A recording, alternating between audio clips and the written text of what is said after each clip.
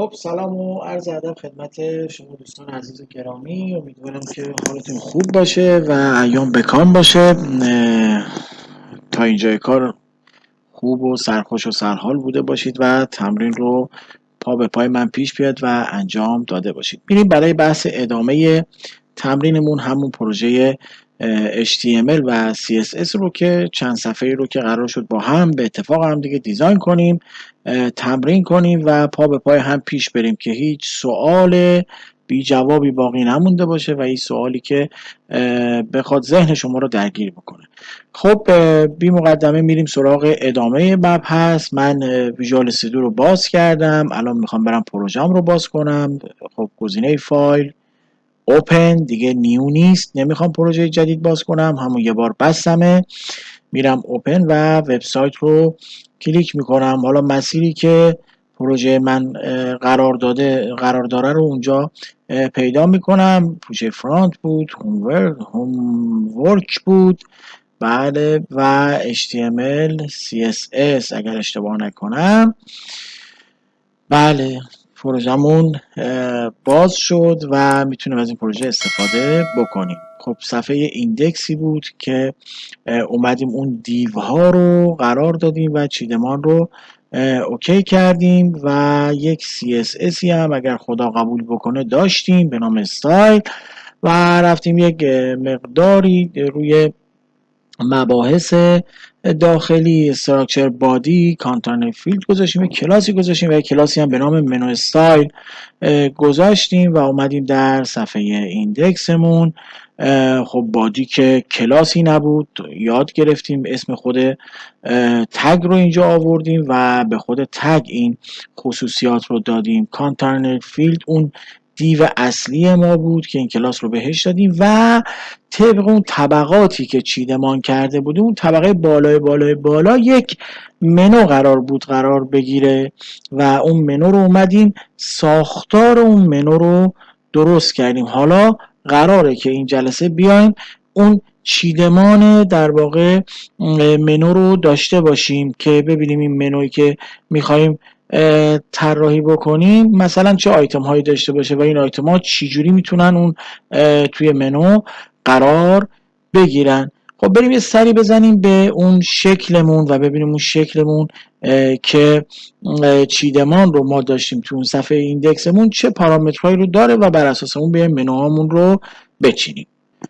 خب این از شکلمون، شکلی که قراره انشالله طراحی بشه و به نحو اصلا تا جایی که میتونیم و بلدیم و اجازه به ما میده HTML و CSS بتونیم این کار رو انجام بدیم. خب اون سقف بالا، طبقه بالای این آپارتمان برج به این خوشگلی ما یک منو هست. بعد از اون یک اسلاید، یک تصویری گفتیم موقت میذاریم، بعدش بخش خدمات هست. پس من برای اینکه بخوام حالا خدمات رو به تصویر بکشم و به سمع و نظر یوزرها و کاربران برسونم، باید تو منوم خب یه خدماتی رو بذارم. درباره ما هست، گالری هست، نظر مشتریان و تماس با ما که بتونه آیتم هایی باشه که ما میخوایم در صفحمون داشته باشیم. خب این از تصویر. بریم دوباره سراغ صفحه اصلی پروژمون. بریم پروژمون رو باز بکنیم. اینجا منو دارم و میخوام یه سری آیتم هایی رو در منو قرار بدم. یاد گرفتم که اگر بخوام منویی بسازم سعی میکنم منو رو با استفاده از لیست ها بسازم. چجوری ما لیست تعریف میکردیم در HTML؟ گفتیم لیست ها دو نوع هستن، لیست های شمارشی و لیست های غیر شمارشی، ordered list یا unordered list. ordered list ها رو ما با تگ OL نشون میدیم و unordered list ها رو با تگ UL. خب خیلی راحت، من طبیعتا نمیخوام لیستم شمارشی باشه، میخوام غیر شمارشی باشه و از تگ UL استفاده میکنم. بله، توی اون دیو من یه تگ UL گذاشتم. کجا گذاشتم؟ تو اون دیوی که قرار است منوی من قرار بگیره. خب UL هم رو گذاشتم. آیا کافی است؟ نه. برای آیتم هایی که در تگ UL قرار میگیرد از تگی به نام LI یا همون لیست استفاده میکنیم. پس من اگر بخوام به لیست هایی که دارم بگم که این لیست از جنس غیر شمارشی است، باید از تگ UL استفاده کنم و آیتم هام رو با تگ LI میچینم داخل این تگ UL. حالا اگر شمارشی بود به جای UL قرار است که OL قرار بگیرد، ولی LI کماکان همون LI هست. خب پس من بیام اینجا یه تگ LI میذارم، یه چند تا، حالا من کنترل دی رو میگیرم، جلسه قبل کنترل دی رو به شما گفتم دیگه، ابتدای در واقع خط چند تا حالا میذارم، اگر زیاد بود پاک میکنم. میگیم که بعد از اون منو یک صفحه حالا اسلایدی داره که معمولا برای اون اسلاید دیگه خب چون زیرش هست دیده میشه. بعدش میگیم بخش خدمات، ما خیلی خدمات خوبی داریم و بعد از بخش خدمات دیگه چی بود؟ درباره ما بود. خب پس میایم درباره ما رو هم میذاریم. بعد از درباره ما چه بوده است؟ شعار بوده که حالا شعار رو نمیخوایم، بعد شعار رو همه میبینن دیگه حالا انشالله. و بعدش گالری بود، میایم گالری رو میذاریم و اینجا یک گالری قرار میدهم. و بعد از گالری نظرات زیبای مشتریان یا نظرات در واقع کاربران رو میذارم. و بعد از نظرات کاربران در واقع یک بخش فوتر دارم که بخش تماس با ما هست، تماس بگیرن با ما و همین دیگه. حالا چیز دیگه رو به ذهنم نمیرسه. مثلا میخوایم که یه صفحه ورودم داشته باشیم، گفتیم قبلا، و حالا مثلا یه صفحه ثبت نام هم در واقع داشته باشیم. خب بیس حالا یه دونه اضافه است دیگه، پاکش میکنم. فرض میکنیم که ورود و ثبت نام این شکلی داشته باشه. بچه ها تمرین خیلی ساده است. شاید سایت هایی که اخیراً شما به روز در دنیا میبینید طراحی میشه دیگه به این گونه نیست، ولی ما مجبوریم و ناچاریم، البته مجبور نیستیم، باید این استراکچر و این ساختار رو یاد بگیریم که بتوانیم اون منوهای جدید رو طراحی بکنیم. در غیر این صورت به چالش برمیخوریم. وقتی که ما قدم اول رو نتونیم درست برداریم، راه رفتن رو درست نتونیم یاد بگیریم، هیچ وقت دویدن رو یاد نمیگیریم. پس اول داریم راه رفتن رو یاد بگیریم. خب صبور هم هستیم، عجله هم نداریم و به ترتیب با هم پیش بریم یک اجرا بگیریم این منوی خوشگلمون رو، ببینیم که به چه روزی در اومده. بله چقدر زیبا، چقدر قشنگ. میبینیم که منو خیلی زیبا شده. درسته؟ نه خیر، اصلا هم زیبا نشده. باید من به این منوی که حالا نازیبا هم هست استایل بدم، باید از CSS استفاده کنم. ببینید در HTML اصل قضیه رو نوشتم، حالا بریم یه حالی بهش بدیم در CSS. خب چی کار میکنیم؟ من میتونم بچه ها دو راه دارم. ببینید، یا اینجا مثل اون بادی بگم UL و به UL ها حالا یه سری استایل بدم، ولی اگر این کار رو بکنم شاید من توی این پروژم 6-7 صفحه دیگه داشته باشم و احتمال هم هست اجتناب ناپذیره که شاید 2-3 تا دیگه UL یا لیستی هم جاهای دیگه هم داشته باشم. وقتی من میگم UL و این UL رو قراره که به همه UL های پروژه اطلاق بکنم، طبیعتا اونها هم به تأثیر از این استایل تأثیر میپذیرند. خب پس برای اینکه این کار رو نکنم و صرفا برای همین UL این رو استفاده بکنم، به من این اجازه رو بدید یک کلاس تعریف بکنم. البته میتونم من بگم توی UL ها یک کلاسی، حالا یک کلاس خصوصی تعریف بکنم، مثلا بگم کلاس منو لیست مثلا، یا منو استایل. منو استایل داشتم اون بالا، آره، برای اون بک‌گراند گذاشتم. پس میذارم مثلا منو لیست. خب یک همچین چیزی رو اینجا طراحی میکنم. میتونستم این کار رو هم نکنم و به جایی که بگم فقط برای UL ها باش، بگم کلا برای یک کلاس عمومی تعریف کنم، ولی خودم این کلاس رو به اون UL بدم. هر دو حالت رو شما میتونید انجام بدید. حالا حالت دوم که خیلی شلوغ نشه، این حالت رو برای شما در نظر میگیرم. خب میخوام چیکار کنم؟ اول از همه از شر این گردالیایی که این کنار این اسم هست باید راحت بشم، چون این لیست رو این شکلی نمیخوام، میخوام لیست افقی بشه. پس میگم لیست استایل تایپ. یاد گرفتم جلسات قبلی لیست استایل تایپش رو برابر با نام قرار میدم که بیاد در واقع اون شکلک ها رو ورداره.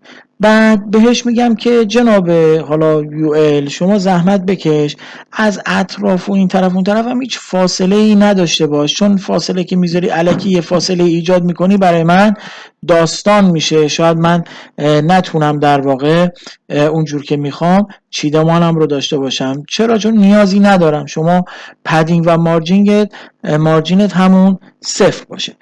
خب میخوام که در واقع اینا تو یک راستا قرار بگیرم، باید در واقع بگم دیسپلی بکن. حالا دیسپلی میتواند اینلاین باشه، میتونید دیسپلی رو اینلاین بذارید. اجازه بدید من از دیسپلی فلکس استفاده بکنم که این فلکس میاد چیکار میکنه؟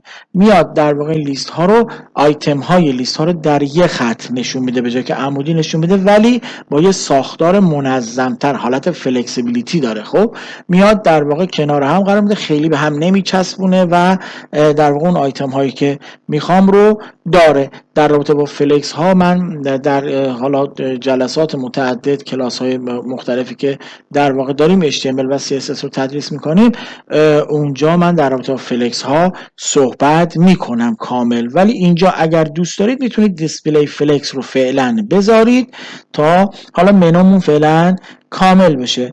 بعد میخوام بگم که محتوامون از سمت راست چپ کجا قرار بگیره. همینطور که توی ورد دارید، توی MS ورد ما در واقع سیستمی که تایپ میکنید جاستیفای میزنید از دو بغل همه نوشتار راستچین چپچین، یه آیتم دیگه هم داره که از سمت راست و چپ براتون همه در واقع خطا رو مرتب میکنه. اینجا هم ما یه همچین چیزی برای به نام جاستیفای کانتنت داریم و این جاستیفای کانتنت رو میگم سنتر باشه، یعنی میخوام منو بیاد وسط، در وسط با یه بلوکه های خاصی که با فلکس درست کردم در یک راستا قرار بگیره.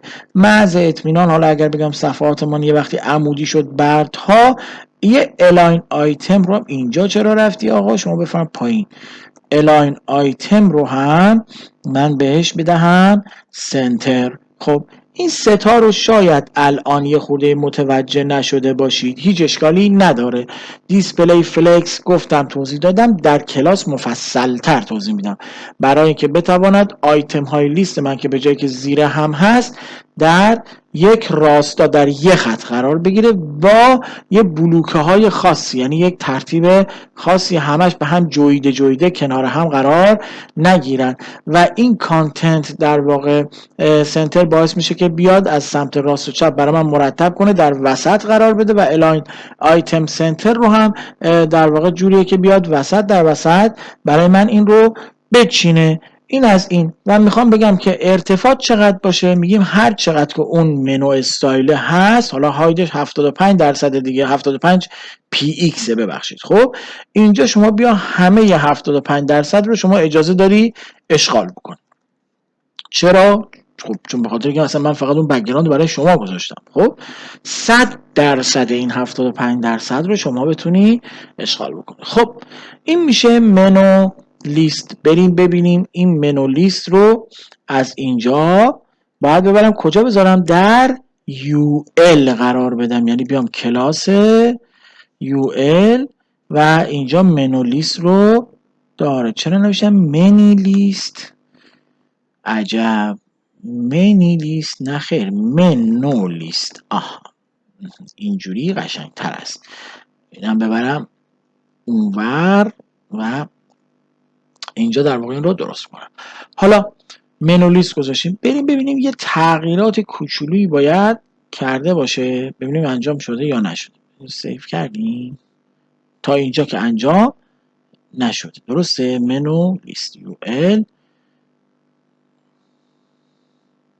بذار یک بار دیگه ببندم و این رو باز کنم. کلاسی که ما به شما داده ایم در دیو در UL.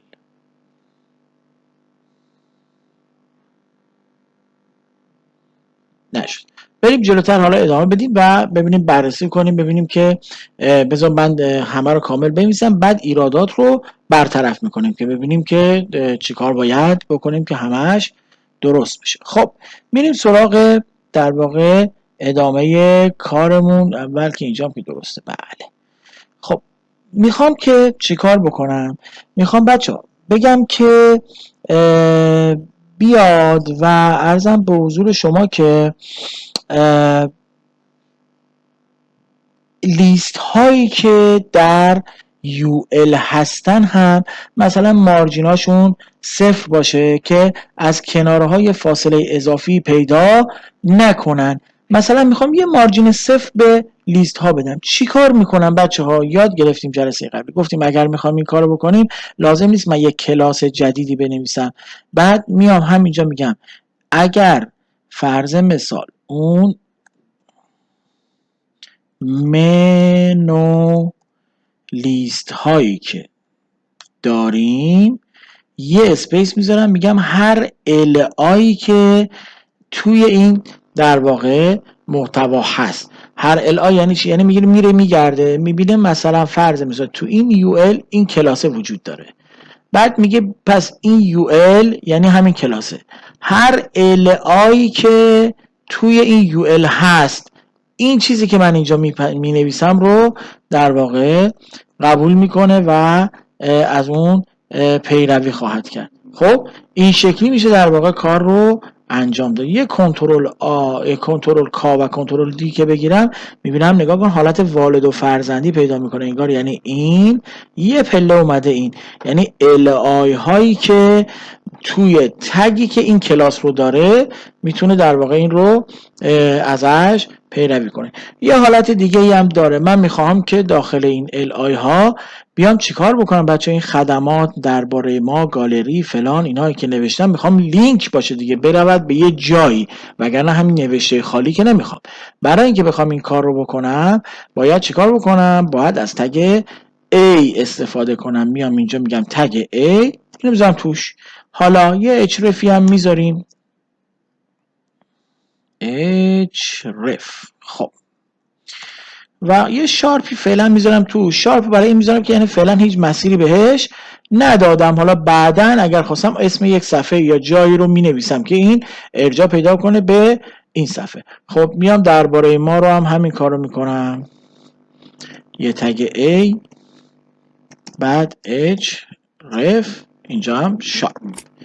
بعد میام اینجا میگم که کنترل فی گالری تگ A href و فلان. اینجا هم میگیم گالری. نظرات کاربران تگ A توی استارت تگش href یه شارپ و خود توی بین تگ استارت و اندش متن. تماس با ما تگ A href شارپ و ورود تگ A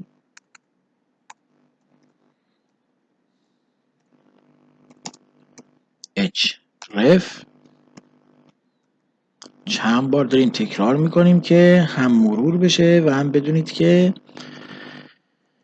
دیگه دستون مسلط شه دیگه به این کد نویسی ها. href اینجا و حالا پس من اومدم توی هر تگ ال آی که اینجا دارم یه تگ A هم توش دارم.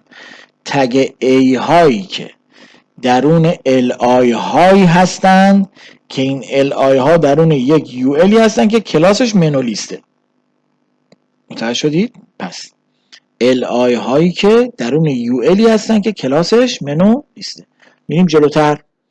میگم که حالا شما بیا جناب در واقع منو لیست، خب که ال آی داری، اون ال آی ها توش تگ A هم داره. برای اون A هایی که توی تگ li هستند و اون li ها داخل المانی هستند که اون المان کلاسش منولیسته. خب کدوم المان بود؟ المان یو ال.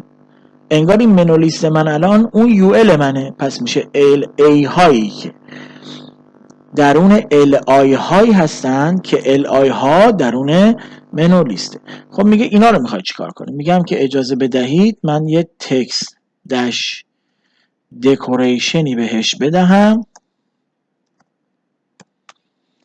بعد بروم مثلا یک کالری بهش بدم، مثلا یه رنگ، حالا اونجا رنگ بک‌گراند توسی بوده، اینجا کجا رفتی؟ یه خورده بهتر، مثلا این رنگ. خب بعد حالا باید ببینیم تست کنیم چی میشه. بعد بیام مثلا چیکار کنم؟ یک فونت سایز بهش بدم،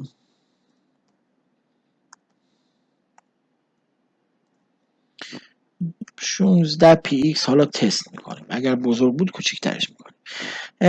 اینو یه پدینگ هم بهش بدم، بد نیست، چون میترسم که ببین میخوام یه پدینگ بدم، ال آی خودش لیستش و مارجینش رو صفر دادم، پدینگش رو صفر دادم دیگه. برای اینکه این ای ها به هم نچسبن میام یه پدینگ میگم جناب ای شما از بالا و پایین مثلا 10 پی ایکس فاصله داشته باش، از اطراف 20 پی ایکس. خود تگ ای ها، چرا؟ چون ال آی که این توش قرار میگیره، ای قرار میگیره، مارجین و پدینگش صفره. بعد اون عنوان بعدی میاد میچسبه به اون قبلیه دیگه، یه خورده شاید از لحاظ چیدمان خیلی نزدیک به هم بشن. میگم بالا و پایینم یه فاصله داشته باشه، چپ و راستم یه فاصله داشته باشه. بعد میخوام وقتی که طرف با موس میره روی این تگ A بیاد چی اتفاقی براش بیفته؟ مثلا رنگ فونت چی بشه؟ عوض بشه. خب چی کار میکنم؟ یاد گرفتم، از هاور استفاده میکنم. من همین رو کپی میکنم، نگاه کنید، میگم همین بود دیگه، میام کپی میکنم میارمش اینجا، یه 2 نقطه میذارم و میگم که این باید حالت هاور پیدا بکنه.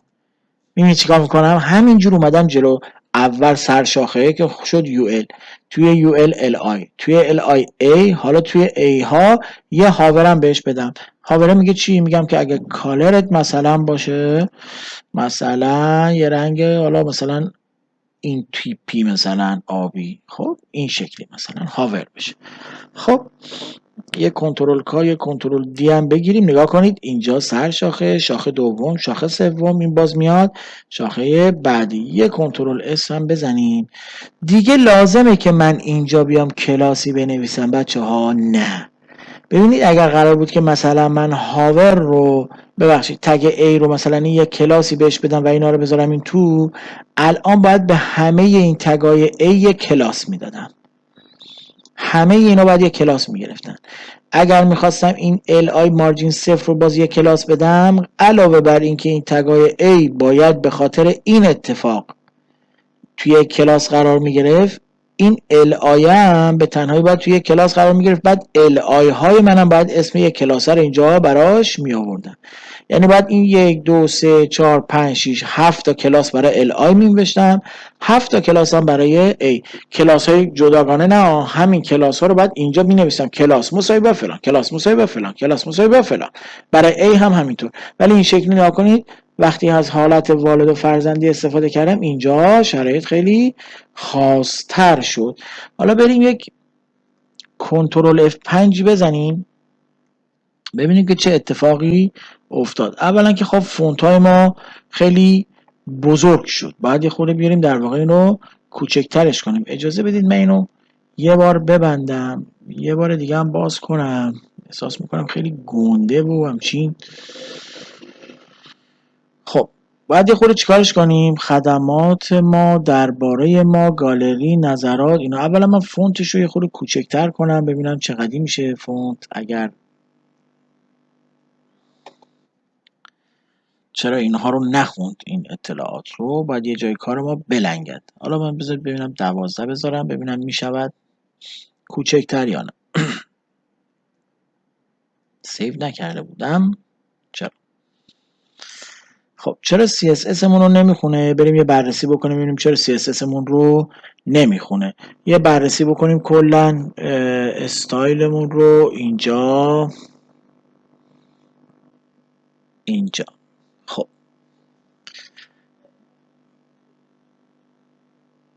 این لینکمون که همین لینکه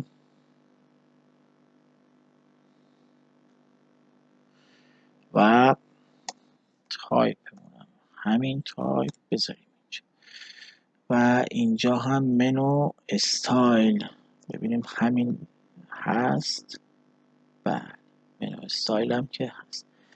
بعد اومدیم از منو لیست استفاده کردیم و اینجا هم که منو لیست وجود داره و همین رو هم دادیم به UL کلاس گذاشتیم منو لیست. با بقیه اتفاقم اینجا LI هست، اینجا LIA هست و اینجا هم هاور. بریم ببینیم که چه اتفاقی براش افتاده. یه بررسی بکنیم. خب بریم بررسی بکنیم ببینیم که مشکل از کجاست. اولا اینکه خب این صفحه خیلی زومه، من زومش رو بیارم کمتر بکنم روی 100%.